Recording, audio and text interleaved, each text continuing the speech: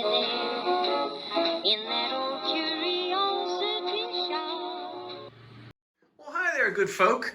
Boy, I'll tell you, as you can see, I've cleared all that autumn glass off of the dining room table, and guess who hasn't changed the china closet yet? No, because I promised you I would read all of your comments and take your suggestions.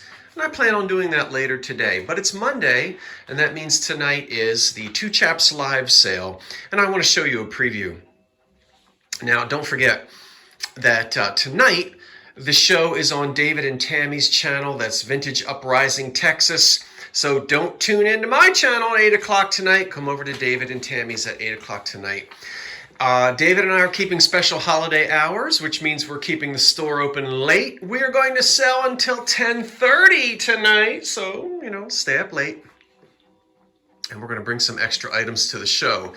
These are some of the items that I'm going to sell tonight. I'm probably going to pull more. Let's go through them very quickly, okay? Very quickly here, because I actually am going to have 2 more videos for you today. So there'll be a total of 3 videos today, Monday, November, whatever it is. I don't remember. So I've got to get busy on them. Anyway, so let's see what's going to be for sale tonight. Okay, so wonderful. I think we all know what that is. Cranberry ruffled, no damage at all, and that is wonderful. There are no cracks or any chips on this ruffled cased glass piece. Tell you more about it tonight. We are going to sell a few early American pattern glass pieces. Now, I want to tell you about this. I have 2 of these. Now, what I love about this is it's not massive. That is 9, 10, that's about 11 inches across. Yeah, and you can see it's footed. So this is wonderful. Can be used as a small punch bowl if you'd like, because it has, it just can. But also could be used as a fruit bowl or a type of a serving bowl. Absolutely. And I've got 2 identical ones. Now, I'm going to bring one tonight to the sale and offer it up. The highest bidder can have one, or they can have 2 times their money. If they don't want the second one, then the second one is probably either going to go on eBay or it's going to come to a, drop sale. Yeah. Okay. But remember, I've got 2 of those, and they're absolutely fantastic. And again, as I said, pretty versatile. This is pattern glass. Yeah. Who doesn't love innovation by McKee? There it is. We've talked about it 1,100,029 times. 2 vases, partially pressed and partially cut on a wheel. So we have 2 beautiful vases for Christmas time. Can be given as gifts. Innovation was introduced around 1914, 15, 16, right at the end of the American pattern glass era, really. But they pumped out a lot of this, and these are just 2 examples, 2 vases that can be had. And they're really nice. Look at this. This is pretty, in a pretty blue color. I should be saving that for the snow and ice extravaganza, shouldn't I? But I'm going to try to sell it tonight. It's got a ground pontil and a lot of wear on the bottom. Look at that wear. See it? You can see it from scratching across a table. So that has a sort of a dot optic and a ruffled top. I'm not sure of the maker on that. Yeah. Now let's go over here. I've got 2 more PG pieces that I'm going to sell tonight, and I'll let you see both of them. That's missing its lid. So now we have an open fruit bowl, but made by Adams and Company. This pattern is simply called number 120. I'll show it to you. Yeah, no lid, but we'll take it. Look at the foot on it and the stem. I'm loving it. So you've got a big candy dish or a nice big open fruit bowl. Yeah, I'd serve rice pudding in it. This was made in Pittsburgh, Pennsylvania, and it was introduced to the market in 1884. 1884. Gosh, okay. And it has an etched floral design. I'm going to put it down right there. And if you're wondering what the lid looked like, now you know. Yeah, so you'll get this with it, of course. How about this pitcher? See if I can get you out of here without breaking anything. I love Figural. Now this is etched. Let me get it over here. And look at the head, the lady's head. You see her right there? Ain't she wonderful? Now there's no cracks on this. Yeah, very classical. And that one, well, you see it. There it is. And this is Venus by Belmont Glass Company. La la la la la. 1882, also known as Royal Lady. See her? Yep, and it's a picture, of course. And there's the Royal Lady right there, or Venus, rather. So we'll have that tonight. I can't say for sure, but I have a feeling possibly Ellie Smith, because they are known for that kind of paint work. And it does chip off. It's not terribly stable. I usually have this on black glass, but here's a beautiful 1930s cobalt blue vase. Oh, you're pretty. And, well, and you've got the remnants of some autumn colored flowers painted on you.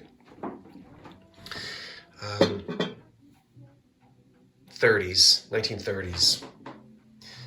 Two matching marigold swung vases.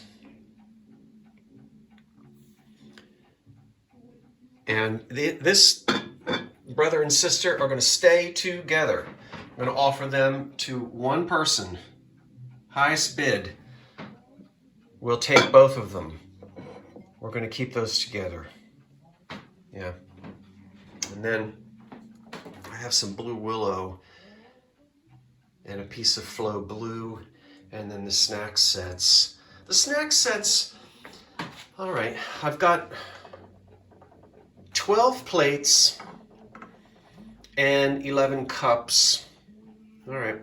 So what I'm going to do with these, I've already made up my mind.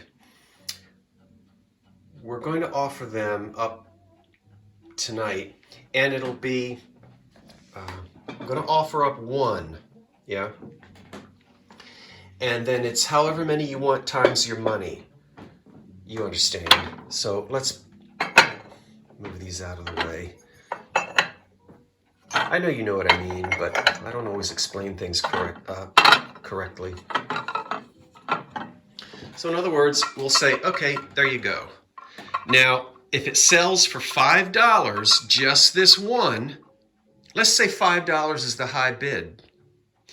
The person who has the high bid can have as many as they want times their money. So if they want if the high bid is $5 and they want a set of 4 of them, then it's 4 times 5. You get the idea. Any that are left over are going to go to a drop sale or to the eBay store. I haven't decided what I'm going to do with the pot yet, but probably sell it to the same person. So that's that. These are Puritan mid-century. I love these for autumn. I should have already sold them, but I just recently got them. And then a little bit of flow blue and blue willow. This is undoubtedly missing a lid. I can see here where a lid would have most likely sat. At least I think there was probably a lid. Maybe. But it would get covered up by your mashed potatoes anyway. So that's just a nice small serving piece. Can't see what's on the bottom except the word England. And then the rest of it is obscure. I'm sure somebody knew. Wait, no, there's a little bit. Ridgeway, I think we can make out. Okay, that's an old one. Blue willow. And then one with a creamy sort of background. A small milk pitcher or juice, whatever you want. Old willow, Alfred Meekin, England. So another piece of English blue willow. And then this piece here is Japan, and this is made in Japan in the 1930s. That's part of a breakfast set, and we've talked before about that pitcher was meant to hold waffle syrup because of the duckbill spout. And we see that there.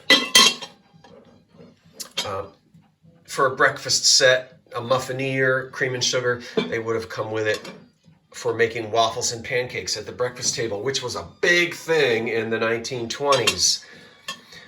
They even wrote a song about it. Waffles was something is, you know how streaking was a big deal in the 70s? I didn't do it because I suppose I did do it, but as a little child, I imagine I was streaking around the house. But anyway, where was I going with that? No, I would have been too old to run around with no clothes on in the mid-70s. Anyway, I guess what I'm saying is, when something is a hit in popular culture, they write songs about it. Oh, yes, they call him the streak. Woo! Remember that? Well, they even had a song in the 20s called Waffles. Waffles. Everybody was waffle crazy. And so they made waffle sets, and that's what that would have been. Use it now for your orange juice. Why not? Blue willow. That's a nice thing. And then, wow, that, I'm telling you, woo! An excellent condition taurine without even a chip. In Flow Blue. With the matching lid. This is English probably. We'll look at it in a minute. Wow. Are you a Flow Blue collector? Put that lid down.